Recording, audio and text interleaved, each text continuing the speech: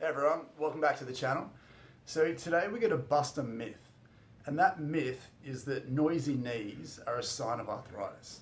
Now, what we see clinically, and we see this a lot, I'm sure if you found this video, you're probably thinking the same thing at home, is that if you move around and you bend and squat and go up and down stairs and get up off the ground or get out of a chair, if you hear crunching noises, cracking noises, if your knees pop, if they click, if it feels like they're grinding, any of the sound effects that we associate with the knee, for some reason we automatically think that it's arthritis. Now, what we find clinically is it's not to say that if you have noisy knees that you don't have arthritis, but what we want to promote today is to say that if you have arthritis, it's not the cause of your noisy knees, because we see lots of people that have all these knee sound effects that don't have arthritis. And even if you do have arthritis, you don't need that arthritis to get better or to change for those noisy knees to go away. So I would really like to debunk that myth today. Hopefully I can show you how to prove this or work this out for yourself so you can see this in real time. But I want to make sure that we can sort of debunk that myth that noisy knees are a sign of knee arthritis, because I think it's something that we're very quick to jump to. As soon as anyone develops those noises, our default is that, well, I'm getting a little bit older, it's okay, it makes sense because my knee's a little bit older, so it's going to start to wear away at some point. Excuse me, arthritis is normal, even though maybe this is a video for another day, even though it isn't. It's not something that you should be expecting as you get older, but at least the focus of today's video is I want to sort of highlight why we think that way, but also, as I said, go through some things towards the end of the video to sort of show you how you can figure out what doesn't have to be there, regardless of any arthritis. So I think clinically it's really, really important to discuss this information because we want to set your expectations really high. And one of the things, I think the hallmarks of having knee arthritis, or the potential for knee arthritis, is it automatically feels like it puts a limitation or a ceiling on our capacity to function normally. We think, well, as I said before, we're getting a bit older, it's considered normal to get knee arthritis, and with that knee arthritis comes an expected decrease in function, decrease in athleticism, increased risk of injury, all these things that we just accept as being normal, but we don't necessarily have to. There's more to it than just what shows up on an x-ray, basically. So I guess to highlight this idea for you guys, we want to make sure that you can distinguish between, yes, maybe an x-ray doesn't look perfect, maybe that knee looks a bit arthritic on the x-ray, but then put that into context in terms of the function of your leg and say, well, look, yes, it doesn't look perfect, but maybe the reason why that doesn't look perfect is because this and this as a part of your mechanics isn't perfect. So if we're addressing those mechanical compromises, again, it's not to suggest that we're going to reverse that arthritis, but what we can do is we can take the onus off that arthritis, and by loading it up better, we can then ask the question, well, does it have to be a problem? Does it have to hurt? Does it have to make the noises that we so commonly associate with it? So how we're going to do this basically is, if you have something that you do at home, if there's a movement that you do that generates those knee noises, I want you to do it. So if that's something like squatting, for a lot of people, it's just as simple as sort of squatting down and up a few times and just listening for what happens to your knee, or knees potentially. And then what we want to get you to do is, we want to get you to find a mobility tool of your choice. So obviously that can be a foam roller if you have one. It can be a tennis ball or a lacrosse ball like we have here. If you've been following along with these videos, you'll know that I love the lacrosse ball. It's such a versatile piece of mobility equipment and rehab equipment. You can use it for so many things.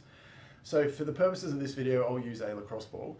But what I want you guys to do is, once you've performed a movement that you know, excuse me, consistently generates your cracking or popping or crunching or grinding, whatever sound that you have, take note of how it feels, take note of the sound effects that you get. Then what we want to get you to do is we want to take the ball and we want to get the ball to press into the area. If you can imagine that your knees divided up into quarters, so there's a line down the middle, a line through the center, and this sort of top corner of basically where your kneecap is.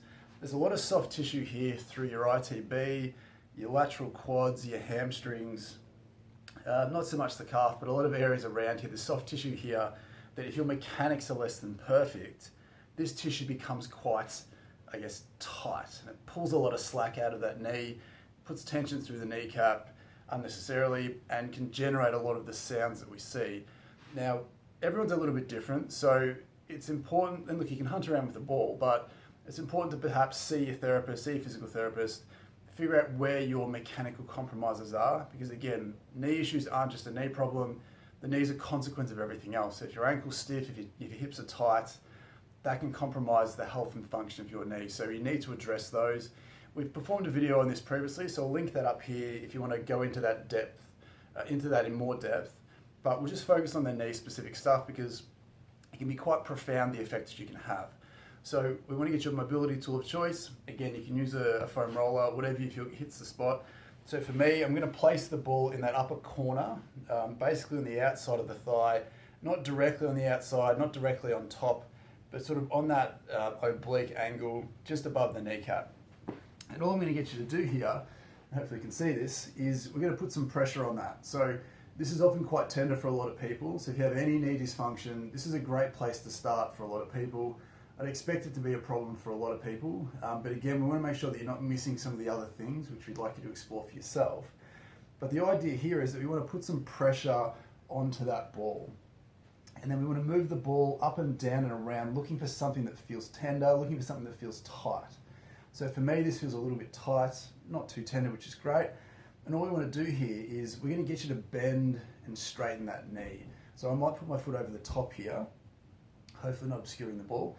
But we're going to roll a bit over onto it. I'm going to bend and shear that tissue through the ball or past the ball. So the ball's compressing that tissue, and we're pulling that tissue past the ball by using movements.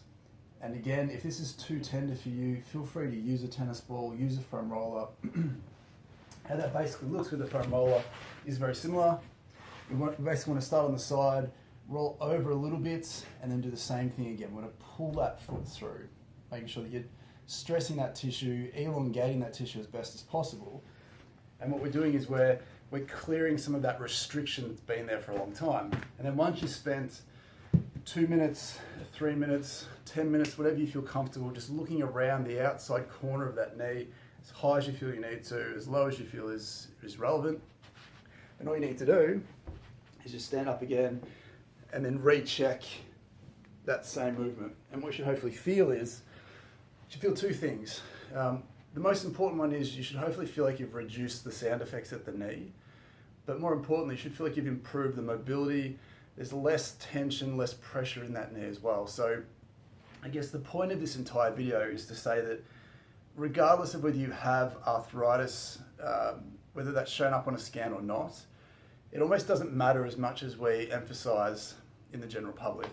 What's more important is the function of the leg. So if you have if your leg's been functioning poorly or less than perfectly for a long time, the poor mechanics of the knee can start to wear away at that knee, creating that arthritis over time. And the other thing that goes on with that is that as those tissues get tighter and dysfunctional, instead of things moving as they should, you can start to deorientate, you can have things that grind. If tissue gets thicker, it can start to catch and create that gristly, crepitous sensation feeling that we get.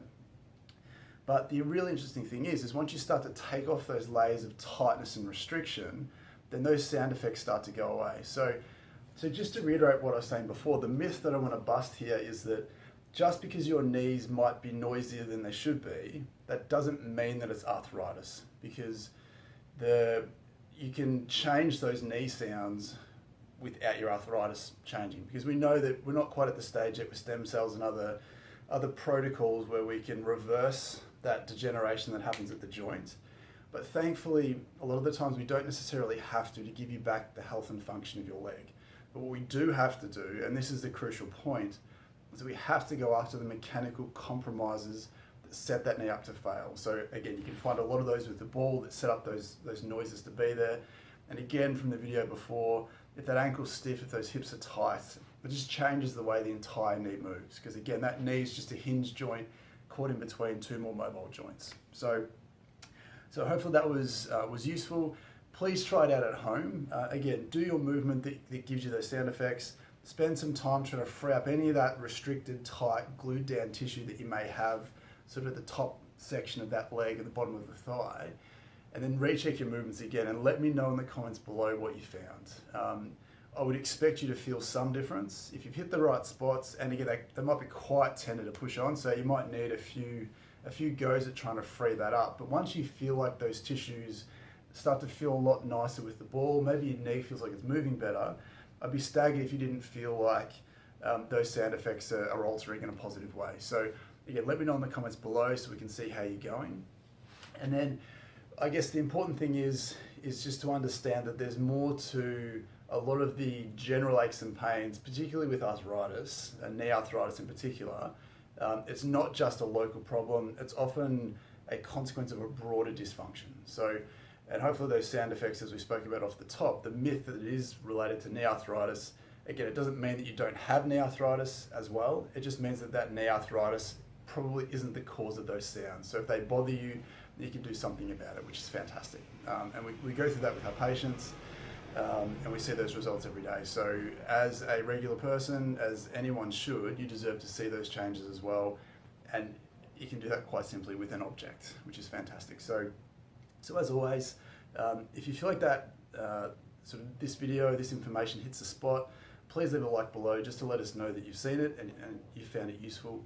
Again, comment, let me know how you went with the stretch, let me know if it made a difference for you. Even just let me know what's going on with your knee, and then we might be able to direct you maybe from afar as to some different areas that you might be able to try to help reduce those sounds and those signs and symptoms. And then as always, if you enjoy this kind of content, if you're looking to learn more about your body, how it works, how it goes wrong, and why a lot of modern medicine potentially misses the mark and misses the point, which is probably why a lot of people aren't feeling like they're getting better. There's a lot of basic things that make a huge impact that are free, and you deserve to know about them. So if that sounds interesting to you, then please consider subscribing just so that you can be notified when these ideas come out. A few of the next videos are going to be busting a few myths, so hopefully there'll be some useful information there for you. So as always, thanks for tuning in, and we'll see you next time. Bye.